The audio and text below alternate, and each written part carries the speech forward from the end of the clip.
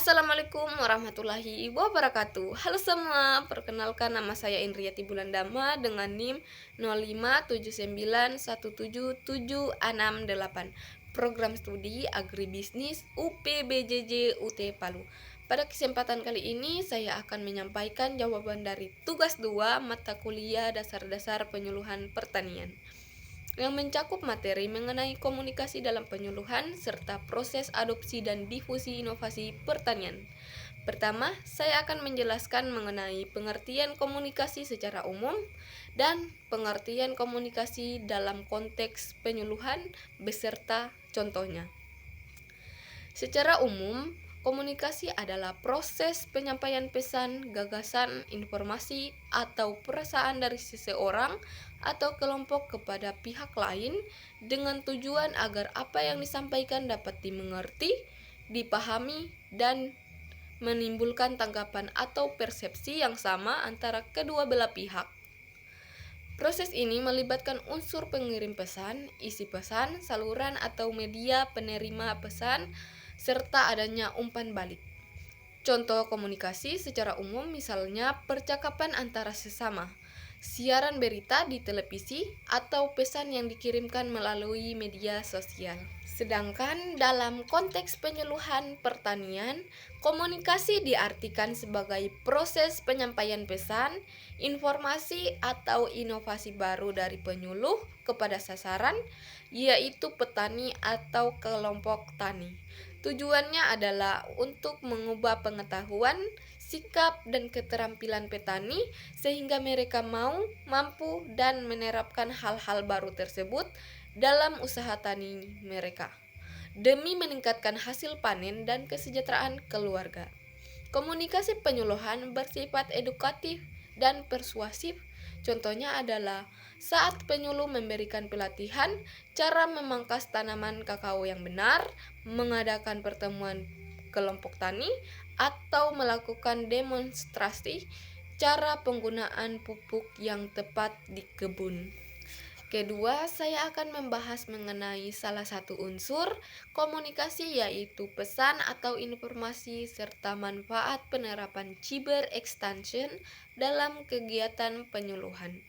Salah satu unsur utama dalam komunikasi adalah pesan atau informasi, yaitu isi materi atau gagasan yang disampaikan dari pengirim kepada penerima dalam kegiatan penyuluhan.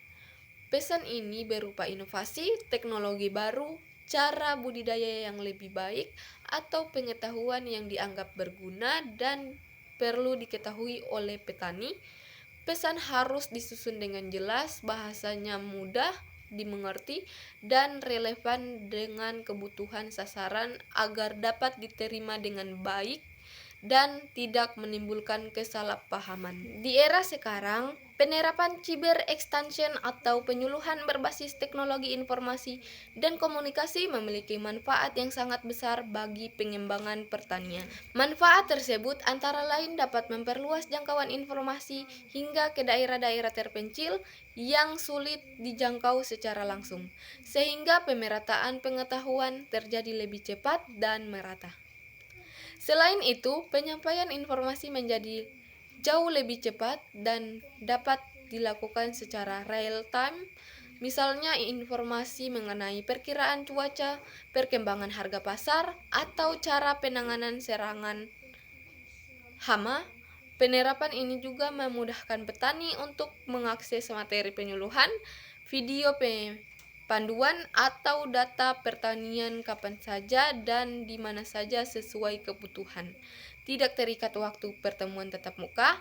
Dari segi biaya dan waktu, sistem ini sangat efisien karena dapat mengurangi biaya perjalanan dan tenaga, serta mempermudah terjadinya komunikasi dua arah di mana petani dapat bertanya, berkonsultasi, atau berdiskusi langsung dengan penyuluh maupun ahli pertanian melalui media digital.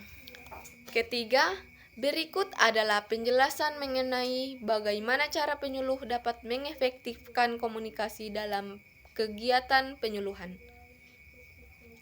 Agar komunikasi dalam penyuluhan berjalan efektif, dan pesan dapat diterima serta diterapkan oleh petani, penyuluh perlu melakukan berbagai langkah strategis.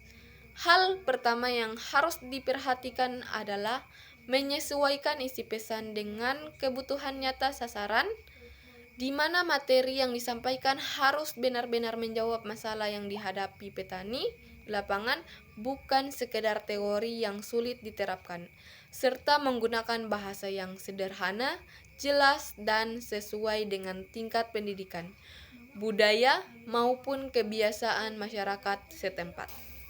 Selanjutnya, penyuluh wajib meningkatkan kompetensi diri dengan cara menguasai materi secara mendalam, memiliki keterampilan komunikasi yang baik, serta menjaga sikap mental yang terbuka, tidak merasa lebih tinggi, dan mau mendengarkan pendapat orang lain.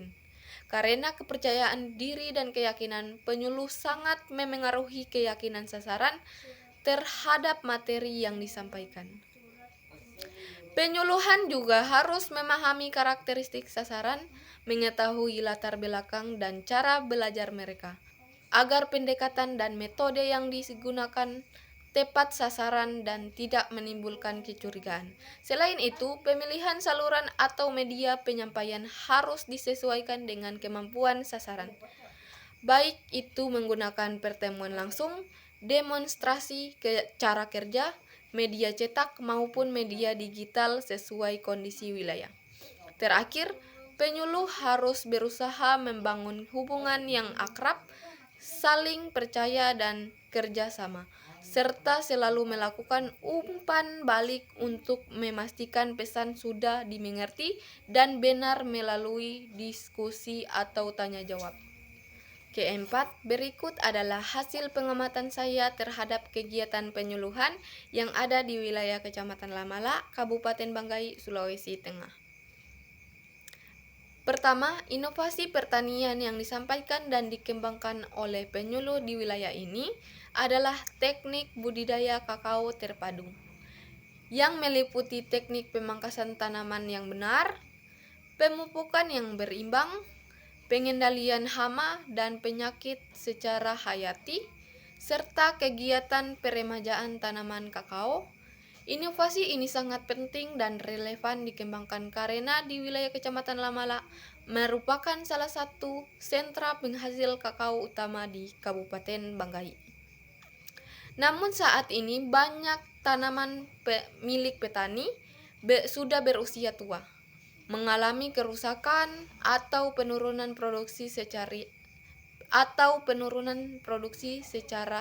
drastis akibat serangan hama, penyakit, serta cara budidaya yang belum tepat dan masih bersifat konvensional.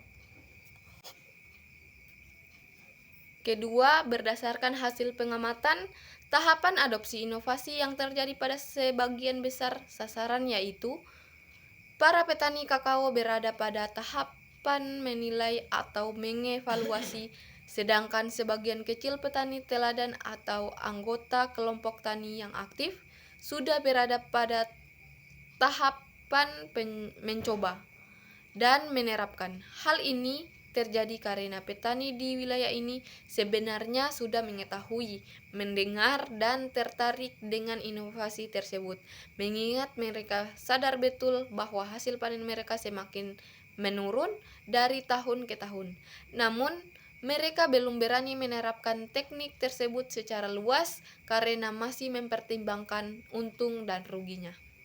Mereka merasa khawatir jika salah memangkas maka tanaman akan mati atau mungkin rusak, merasa biaya pemupukan terlalu mahal, serta masih membandingkan cara baru tersebut dengan kebiasaan lama yang biasa mereka lakukan secara turun-temurun sejak lama.